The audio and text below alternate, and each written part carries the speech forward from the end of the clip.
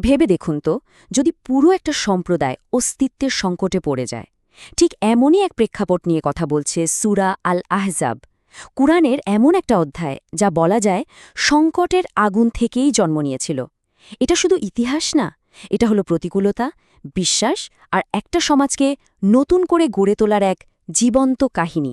চলুন এই গল্পটা শোনা যাক। কিন্তু এটা শুধু টিকে থাকার গল্প না।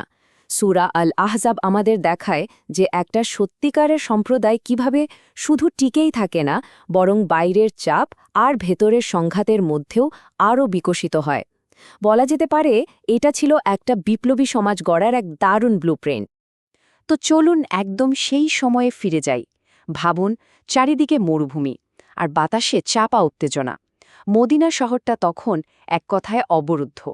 নবগঠিত মুসলিম সম্প্রদায়টা তখন এক কথায় অস্তিত্বের সংকটে। কোরআন এই মুহূর্তটাকে যেভাবে বর্ণনা করেছে, শুনলে গায়ে কাটা দেয়। বলা হচ্ছে, যখন ভয়ে চোখগুলো স্থির হয়ে গিয়েছিল আর প্রাণ পৌঁছে গিয়েছিল কণ্ঠ পর্যন্ত। মানে এটা শুধু একটা শারীরিক ভয় ছিল না, এটা ছিল আত্মার সংকট, বিশ্বাসের সবচেয়ে বড় পরীক্ষা। কিন্তু বিপদটা শুধু বাইরে থেকেই আসছিল না, ভেতরের বিপদটা ছিল আরও বড়। এই অবরোধটা আসলে একটা প্রেসার কুকারের মতো কাজ করছিল। ভেতরের যে সূক্ষ্ম ফাটলগুলো ছিল, সেগুলো সব বেরিয়ে আসছিল। তো আসল পরীক্ষায় সময়টা যখন এলো, তখন কি হলো? এত বড় চাপের মুখে মানুষ কিভাবে সাড়া দিল? দেখা যাবে সবাই কিন্তু এই পরীক্ষায় পাশ করতে পারেনি। এখানে দুটো একেবারে ভিন্ন মানসিকতার ছবিটা স্পষ্ট হয়ে যায়। একদল দেখল এই সংকটটাই তাদের বিশ্বাসের সবচেয়ে বড় প্রমাণ, আর অন্য দল, তারা ভাবল তাদের সাথে আসলে প্রতারণা করা হয়েছে। কোরআন কিন্তু খুব কাছ থেকে সেই মানুষগুলোর মনের ভেতরটা দেখিয়েছে যাদের বিশ্বাস টলে গিয়েছিল। এটা শুধু ভয় পেয়ে পালিয়ে যাওয়ার ব্যাপার ছিল না, এর পেছনে ছিল নানা অজুহাত, পুরনো প্রতিজ্ঞা ভুলে যাওয়া আর নিজেকে বাঁচানোর সেই তীব্র মানবিক ইচ্ছা। কিন্তু এর ঠিক উল্টো দিকে ছিল আর একটা দল, যারা একদম শক্ত হয়ে দাঁড়িয়েছিল। কেন? কারণ তাদের জন্য নবী শুধু একজন নেতা ছিলেন না, তিনি ছিলেন সেই চরম সংকটের মুহূর্তে নেতৃত্বের এক সর্বোত্তম আদর্শ, বিশ্বাস আর দৃঢ়তার এক জীবন্ত উদাহরণ।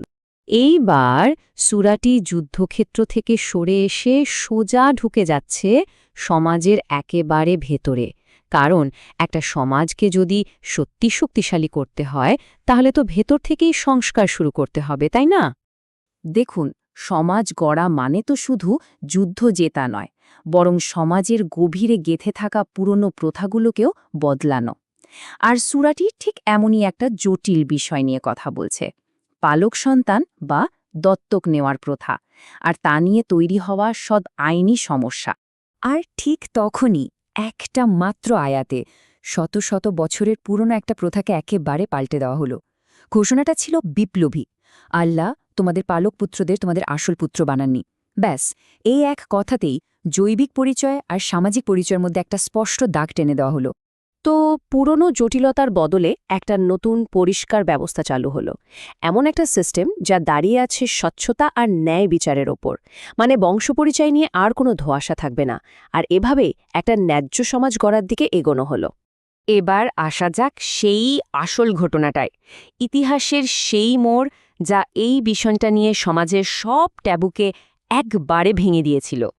ভাবুন তো একবার, এমন একটা সামাজিক ট্যাবু ভাঙার দায়িত্ব যদি কারো ওপর আসে, যেটা নিয়ে নিশ্চিতভাবে সমালোচনা হবেই।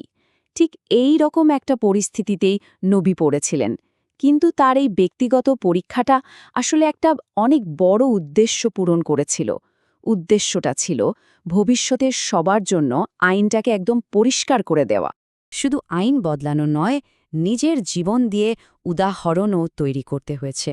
আর এবার সূরাটি মনোযোগ দিচ্ছে নবীর নিজের পরিবারের দিকে, কারণ তার পরিবারকেই বানানো হচ্ছিল পুরো সম্প্রদায়ের জন্য একটা জীবন্ত মডেল বা আদর্শ। ব্যাপারটা কিন্তু কোনো নিয়ন্ত্রণের ছিল না, ছিল দায়িত্বের। যেহেতু নবীর পরিবার সবার সামনে একটা উদাহরণ, তাই তাদের জন্য মানদণ্ডটাও ছিল অনেক উঁচু। তাদের প্রত্যেকটা কাজ, এমনকি তাদের কথা বলার ধরন পর্যন্ত, সবকিছুই ছিল পুরো উম্মার জন্য একটা শিক্ষা। এর উদ্দেশ্য কিন্তু ভুল ত্রুটির ঊর্ধ্বে থাকা ছিল না, আসল লক্ষ্য ছিল পবিত্রতা অর্জন করা, একটা আত্মিক পরিশুদ্ধি, এমন একটা পরিবার গড়ে তোলা যা পুরো সম্প্রদায়ের জন্য একটা আলোর দিশা হয়ে থাকবে, সবাইকে তাদের আসল লক্ষ্যের কথা মনে করিয়ে দেবে। আচ্ছা, এতক্ষণ আমরা যুদ্ধ, আইন, ব্যক্তিগত জীবন অনেক কিছু নিয়ে কথা বললাম। কিন্তু এই সব আলাদা আলাদা বিষয়কে একসাথে বাঁধে কোন জিনিসটা? কোন সেই মূল ধারণা? উত্তরটা হলো এক পবিত্র চুক্তির ধারণা। এটা কিন্তু কোনো সাধারণ চুক্তি না, একে বলা হয় মিশাক। এটা হলো এক পবিত্র অঙ্গীকার, এমন এক প্রতিজ্ঞা যা ভাঙার কোনো উপায় নেই। আর এই প্রতিজ্ঞা শুধু নবী মোহাম্মদ সাল্লাল্লাহু আলাইহি ওয়াসাল্লামের জন্য ছিল না। নূহ, ইব্রাহিম, মুসা, ঈসা আলাহিসাল্লাম সবাই এই একই দায়িত্বে বাঁধা ছিলেন। এটা যেন একটা সোনালি সুতো যা আল্লাহর পাঠানো সব বার্তাকে একসাথে গেঁথে রাখে। কিন্তু গল্পটা শুধু নবীদের মধ্যেই থেমে নেই। সূরা আল আহজাব এরপর পুরো বিষয়টাকে আরও বড় একটা ক্যানভাসে নিয়ে যায়। জানা যায় যে এই অঙ্গীকার আসলে আরও বড়, এক মহাজাগতিক আমানতেরই একটা অংশ। আর এরপর কোরআনের সবচেয়ে অবাক করা দৃশ্যগুলোর একটা আমাদের সামনে আসে। ভাবুন, আকাশ, পৃথিবী, পাহাড়ের মতো বিশাল সৃষ্টি, তারাও এই বিরাট দায়িত্ব নিতে ভয় পেয়েছিল, তারা অস্বীকার করেছিল। কিন্তু মানুষ সেই দায়িত্ব কাঁধে তুলে নিয়েছিল। এটাই ছিল স্বাধীন ইচ্ছার উপহার, আবার একই সাথে এক বিশাল গুরুভার। তাহলে প্রশ্ন হল, এই আমানত বা ট্রাস্ট জিনিসটা আসলে কি? এটা শুধু ভালো মন্দ বেছে নেওয়ার ক্ষমতা নয়, বরং এই স্বাধীন ইচ্ছাকে কাজে লাগিয়ে এমন একটা সভ্যতা গড়ে তোলার দায়িত্ব যা দাঁড়িয়ে থাকবে ন্যায় বিচার, স্বাধীনতা আর সমৃদ্ধির উপর। এটা যেন এক উন্নত পৃথিবী গড়ার জন্য আল্লাহর দেওয়া নির্দেশ। তাহলে সব মিলিয়ে সূরা আল আহজাব কি নিয়ে কথা বলে? এটা হলো একটা সম্প্রদায়ের গল্প, যে সম্প্রদায়টা বাইরের কঠিন পরীক্ষা আর ভেতরের নানান সংস্কারের মধ্য দিয়ে নিজেদের তৈরি করেছিল, শুধু একটাই কারণে, ওই পবিত্র আমানতকে রক্ষা করার জন্য। আর শেষে সূরাটা আমাদের একটা চিরন্তন প্রশ্নের সামনে এনে দাঁড় করায়। যখন কোনো সমাজ বা সম্প্রদায় অস্তিত্বের সংকটে পড়ে, তখন তারা শুধু টিকে থাকার জন্য নয়, বরং ভেতর থেকে নিজেদেরকে আরও উন্নত করার, পরিশুদ্ধ করার শক্তিটা কোথা থেকে পায়?